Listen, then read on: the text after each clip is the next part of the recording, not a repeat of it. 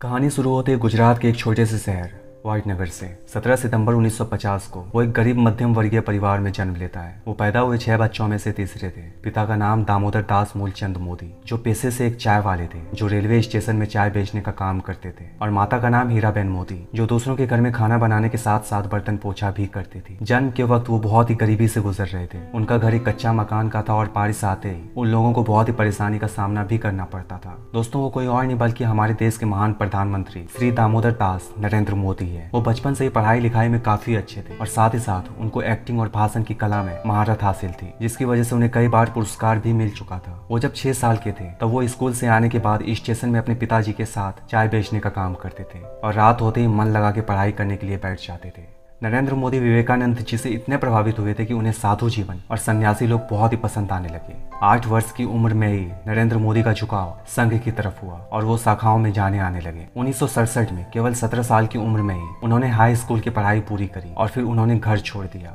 और घर छोड़ने के बाद वो अहमदाबाद पहुंचे और अहमदाबाद पहुंचते ही उन्होंने RSS की सदस्यता ग्रहण की। फिर नरेंद्र मोदी जी अहमदाबाद में कई संघ प्रचारकों के साथ काम करने लगे। 1975 में जब तत्कालीन प्रधानमंत्री इंदिरा गांधी ने इमरजेंसी लगाई तो मोदी वेश बदलकर लोगों की मदद करने में जुट गए। उस समय वो RSS की तरफ से अंडरग्राउंड रहकर लोगों की मदद किया करते थे। 30 वर्ष की अवस्था में मोदी RSS की मुख्य प्रचारक की भूमिका में उभरे और 1985 में मोदी मुख्य रूप से राजनीतिक से जुड़ गए। वो राजनीतिक से संघ की मदद से बीजेपी में जा मिले। जब लाल कृष्ण आडवाणी जी ने 1990 में सोमनाथ अयोध्या यात्रा निकाली तो मोदी उनका सार्थक बने थे। तभी मोदी की मुलाकात अटल बिहारी वाजपेयी जी से होती है, जिसके बाद मोदी की खूब चर्चा हुई। बड़े नेताओं से जुड़ने के बाद और उनकी मेहनत कर्म निष्ठा को देख बीजेपी में उनकी एक बहुत ही अच्छी छवि उभरी। 1995 में बीजेपी ने मोदी को राष्ट्रीय सचिव की पद सौंप दी और 3 साल बाद ही मोदी को 1998 में महासचिव भी बना दिया गया। फिर वर्ष आता है 2001, जहां से नरेंद्र मोदी की किस्मत पूरी तरह से बदल जाता है। उनकी मेहनत को देख अटल बिहारी वाजपेयी जी उनसे काफी प्रभावित थे। 2001 में जब गुजरात में चुनाव आया कि गुजरात के गोधरा में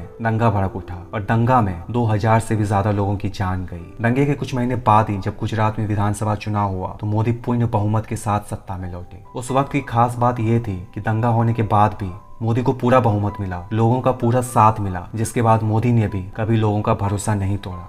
इसके बाद मोदी ने गुजरात की सत्ता ऐसे थामी कि देश के प्रधानमंत्री बनने तक वो गुजरात के 4 बार मुख्यमंत्री बने रहे। फिर आता है 2013 का वक्त। पूरे भारत में मोदी की चर्चा चल रही थी। तब सरकार उस वक्त कांग्रेस की थी और कांग्रेस को भी ये समझ आ गया था कि बीजेपी अब की बार कुछ बड़ा करने वाला है। 1 साल से भी कम का ही वक्त बचा था अब चुनाव में। तभी दिल्ली 2014 लोकसभा चुनाव के लिए बीजेपी ने नरेंद्र मोदी को प्रधानमंत्री उम्मीदवार चुन लिया। वैसे तो नरेंद्र मोदी को हर कोई जान चुका था, लेकिन जो नहीं जानता था अब वो भी मोदी को जानना शुरू कर दिया था। फिर वक्त आता है 2014 का। 2014 की लोकसभा चुनाव में नरेंद्र मोदी की अगुवाई में बीजेपी को 2082 सीटों का साथ मिलता है और बीजेपी फिर एक बार सत्ता में वापस आता है, जिसके बाद मोदी भारत के प्रधानमंत्री बन जाते हैं। जिसके बाद नरेंद्र मोदी 26 मई 2014 को प्रधानमंत्री की शपथ ग्रहण करते हैं। तो दोस्त, ये थी एक गरीब चाय वाले की कहानी। तो अगर कहानी पसंद आई तो वीडियो को लाइक करना और अगर ऐसी मोटिवेशनल वीडियो चाहिए तो आप इस चैनल को सब्सक्राइब कर सकते हो। आपको ऐसी मोटिवेशनल वीडियो हर रोज मिलती रहेगी। तो मिलते हैं बहुत ही जल्द अगली वीडियो में।